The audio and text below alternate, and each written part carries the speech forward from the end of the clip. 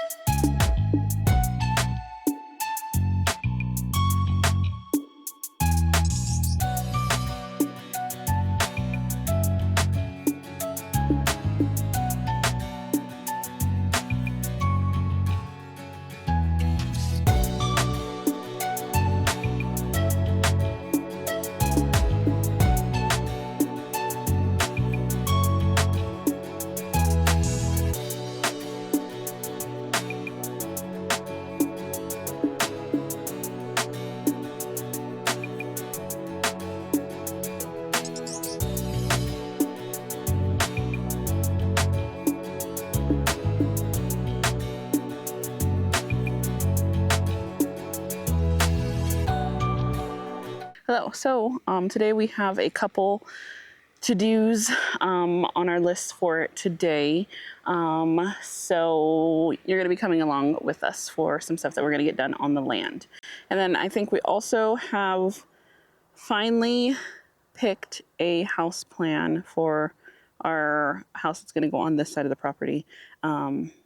Picking a house is horrible. I never wish this upon anybody because we've basically changed our mind like 15 times, and I think we have finally narrowed it down to where it has the space that we want. It has pretty much everything that we need. It has everything that we'll need for the next couple of years to comfortably live in that area. So we have finalized that. Now we just have to go ahead and get it measured out to make sure it will fit where we want it to fit and how we want it to fit. But before we get into that, we are going to head over to our entrance that's on this side where we put the gate on. We need to go into town to go pick up the materials so we can install the second part of the gate. We're probably going to start picking back up on working on the rest of the fence for the property. That's going to be our main to do, but we are in search of a trailer right now because in order to get all the materials here we need a trailer. Like, yeah, some of it will fit in the car, but it'll just be easier for us to have a trailer. So I'll meet you when we get over to the driveway. So when we installed this gate, it was literally right after the first rain.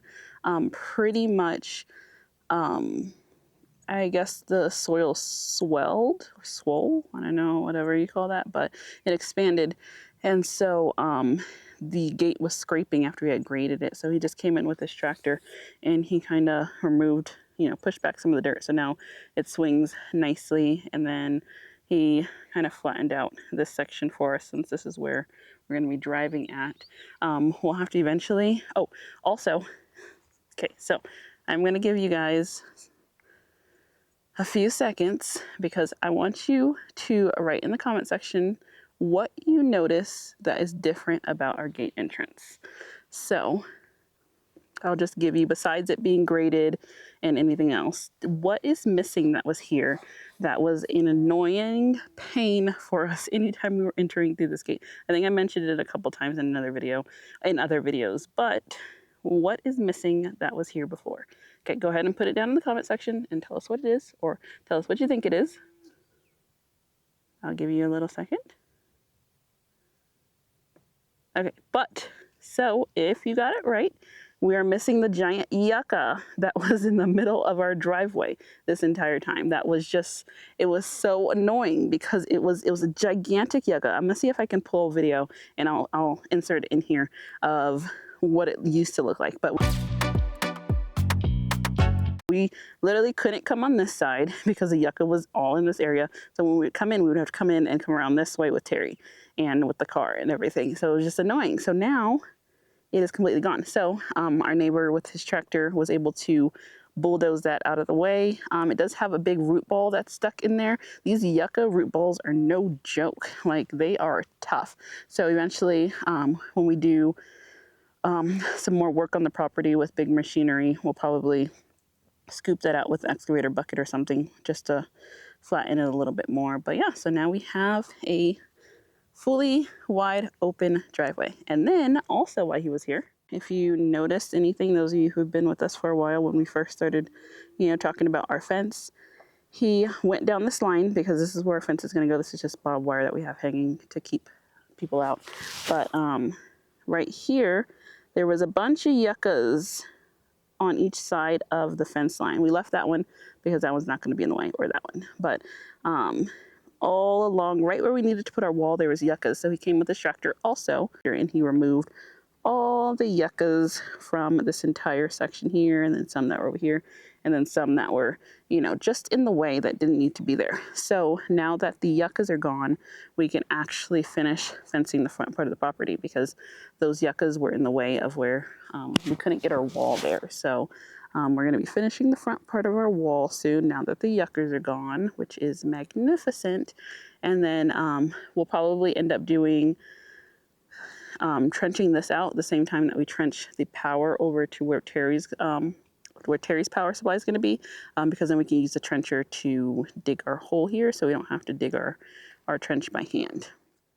Okay, so that is some of the things that we have gotten done so far with the help of our neighbor. So the next big thing for us is that right in our street there is a mesquite tree, and so we trimmed up all our other mesquite trees, but this one wasn't an issue. But with all the rain that we've been getting over the last couple months, it's been getting a lot of new growth on it, and so now it's starting to go out into the actual street. Technically the tree is in the street, but we drive on the side of it, but so we need to get that one trimmed back. So we're gonna head over there to that tree so we can look at that one. So this is the mesquite tree.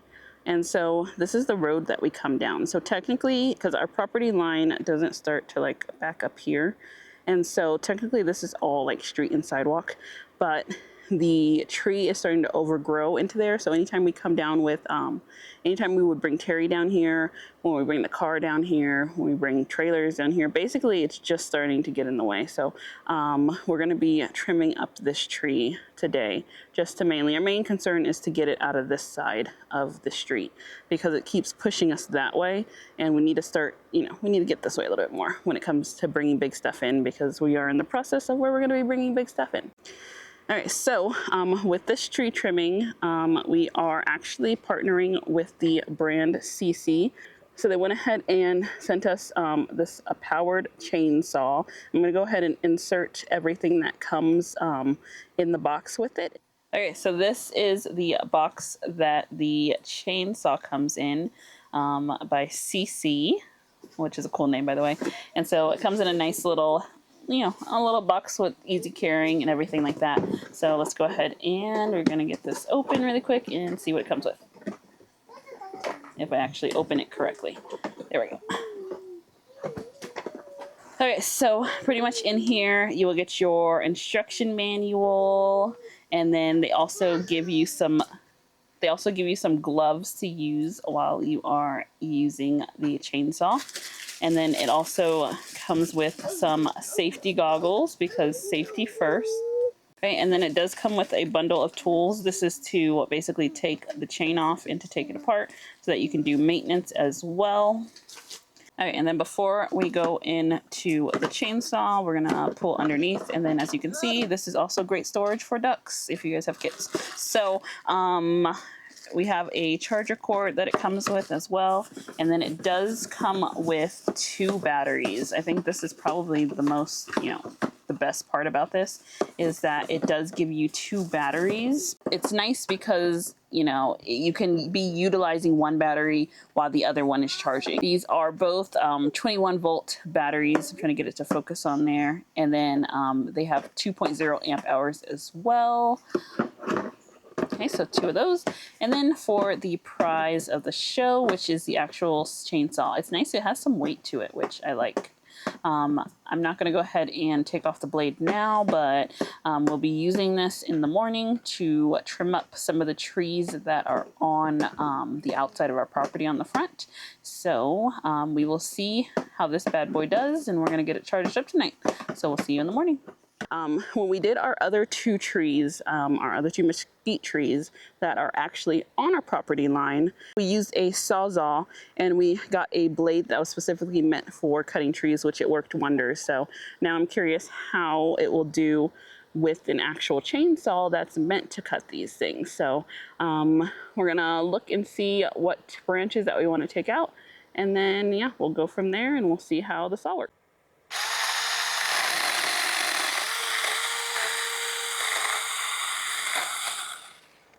Oh, wow. That was fast. Yeah, that was fast. I think it was faster than we used the sawzall, and it cut through like butter. So pretty much this thing, it has a really nice sharp blade to it, and then it also has this little protector there so that, you know, you protect yourself when you're cutting. And then it did come with the 2 batteries, which you saw already in the video.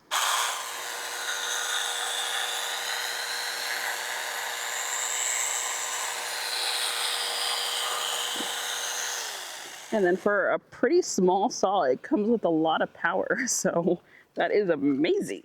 Elijah's moving that branch over really quick. But one of the main reasons that we want to trim up our mesquite trees, one of the like absolute reasons, is to get them kind of like higher up rather than lower. One, not only for shade, but 2, they have some wicked thorns on them, and the thorns are no joke. So, you know, with small kids, they're running around, they're going crazy. You know, you can only control so much, and eventually, you know, we've already stuck ourselves on these things. So it's just, you know, a safety precaution also is to make sure that these stay trimmed up, because those thorns, when they get mature, they're like this long. It's crazy.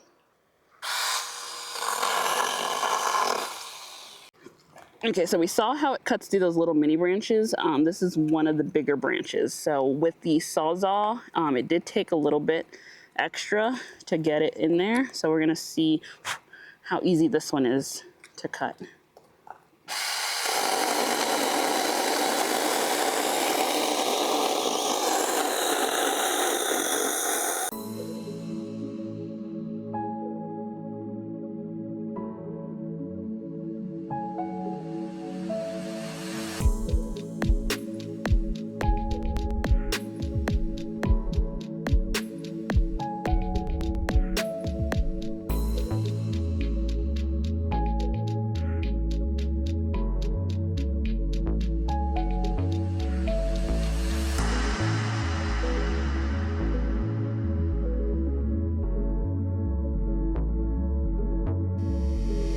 Okay, I'm going to show you kind of some of the cut marks that it's making.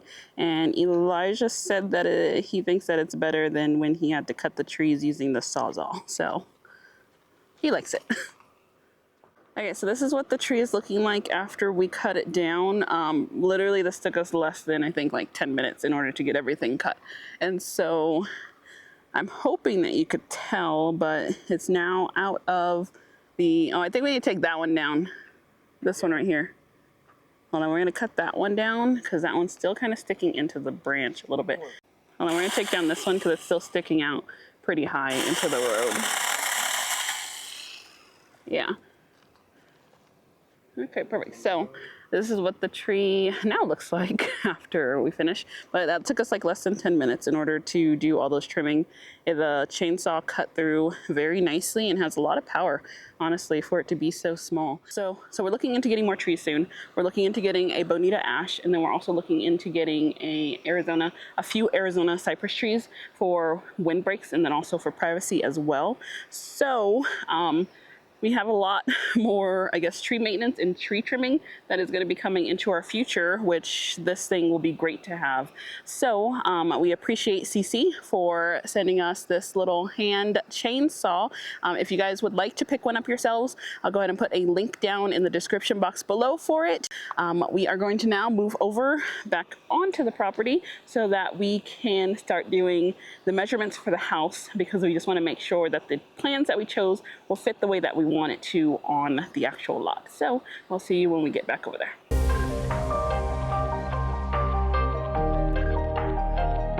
Okay, so we're in the location pretty much. Well, I'm standing on the second driveway, but this is the location of where the first house is going to be going in this vicinity here. That's the side of the property that has the 24-foot section of the wall. That side of the property, our main house, is going to be going over there. So this is where our shed base is.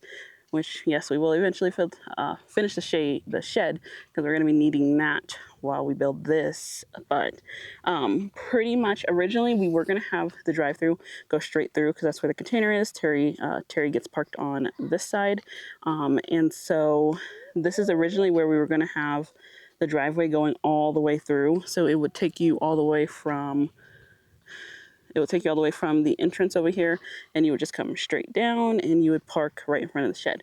However,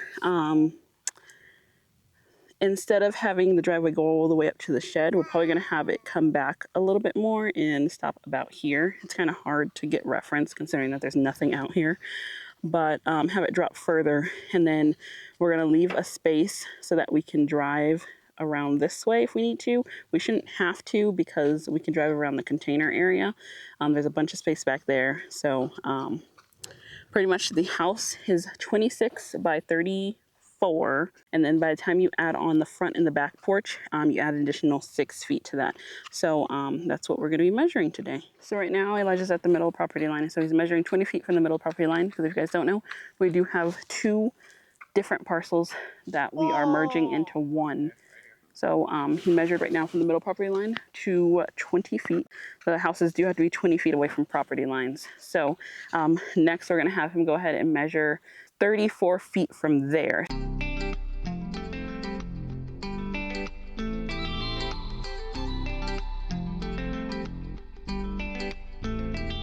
Yeah, 26 feet from there going forward.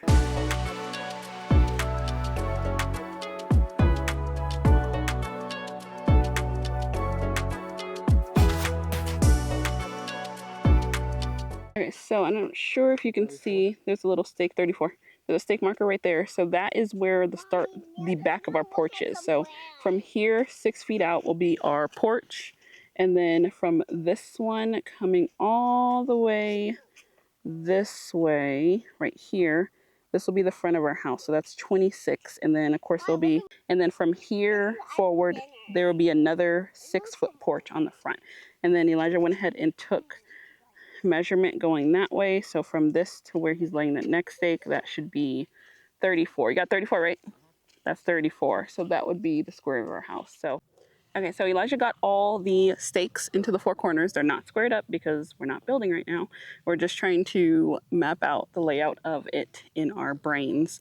But pretty much he got all 4 corners in. The house is about 880 square feet, I believe it is. So it's a decent size for our first build. It is a perfect rectangle, so that this will be our first time, getting into building a house or a structure. So I figured that it will be nice and easy for us to just frame out just an easy box rather than having to do intricate cutouts. The main house behind us, that's going to be going behind us, well, behind me right now, that is going to be, it's going to have a bunch of intricate cutouts. So I figured this will be great for us to get our foot in the ground with framing a wall, framing windows, putting on roofs, all that kind of stuff, all the beams for the roof and all that. So it'll be a great starter point for us just to pick a nice, simple square house. And so, oh, the cows are fighting over there. But yeah, so I'm going to go ahead and walk you through it and kind of walk you through what everything looks like. We won't show you guys yet what the house looks like until we actually start breaking ground. So since we're happy with this layout, we're going to go ahead and get our plans submitted to the county so that we can get them approved. And then once they are approved, then we are pretty much good to start breaking ground and get started on it. So we're estimating, we don't have an estimation yet on how long it will take us to get it built, but there will be some key factors that play into that. But I'm just going to walk you through what the layout kind of is and what we're kind of thinking, because we did try and get a layout that was open concept as far as like the living area, the kitchen, and the dining, because it is a smaller square footage. We wanted to make sure it felt as open as possible, and so I think what we picked is going to turn out very nice. So I'm going to walk you through what we're thinking of. Okay, so I am standing on the driveway. These two represent our two stakes that are at the end of the house. So I know originally I said that we probably wouldn't be able to get the driveway going all the way through, but once we measured, we have more than enough space on that side to be away from the property line. And then we have a bunch of space, left on this side to where we can take the driveway all the way down to the shed, which will be great. And so we do still have a 6-foot porch that will start from there to go back, and then we can still fit any type of machinery or car around that side, or we can just go around this side on the shipping container, so no big deal there.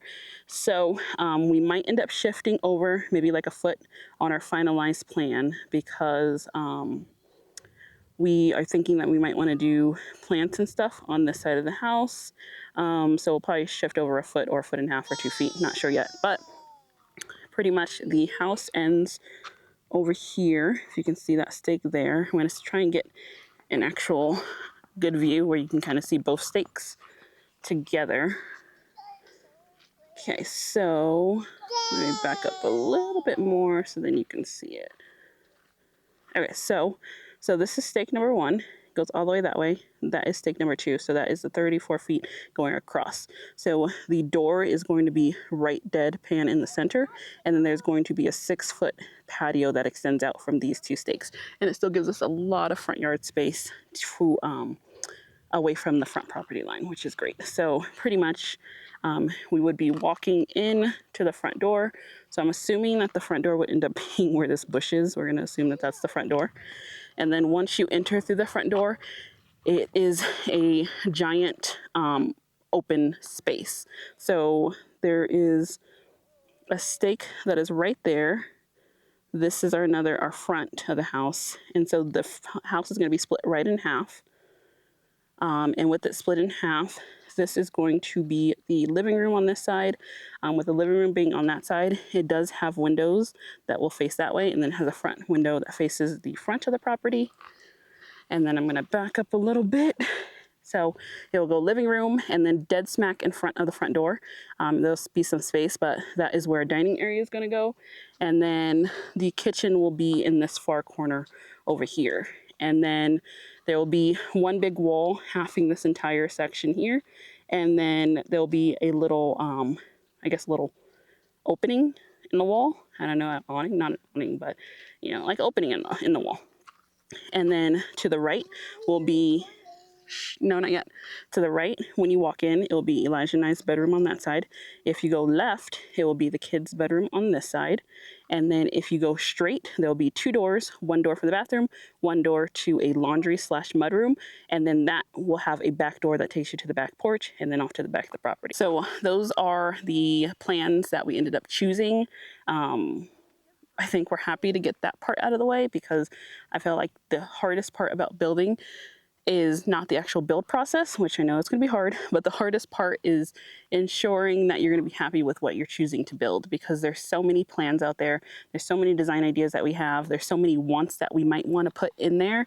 And it's just, you just want to make sure that you're making the right decision, because once we, put the money down and get everything purchased, there's no going back. But I think we're done looking at plans. So I am not allowed to look at it anymore.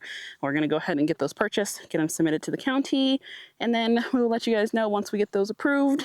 But other than that, these stakes are going to be in the ground until we rip them up to start our foundation. But yeah, I think that is all that we have for you. I hope that you guys enjoyed this video. And then if you are interested in the SEESII saw, don't forget, it's down in the description along with the discount code. And I will see you in the next video. Bye.